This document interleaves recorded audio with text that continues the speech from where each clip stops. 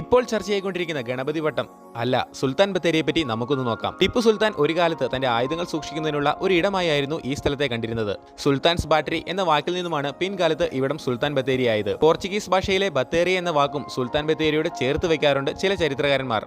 അതിനു മുൻപ് കന്നഡയിൽ ഹന്നരൂഡു വീതി എന്നും ഇവിടെ അറിയപ്പെട്ടിരുന്നു അത്രേ. വയനാട് ജില്ലയിലെ പ്രമുഖ വ്യാപാര കേന്ദ്രമായ ഇവിടം തമിഴ്നാട്, കർണാടക, കേരളം എന്നീ 3 സംസ്ഥാനങ്ങളുടെ സംഗമ കേന്ദ്രമാണ്.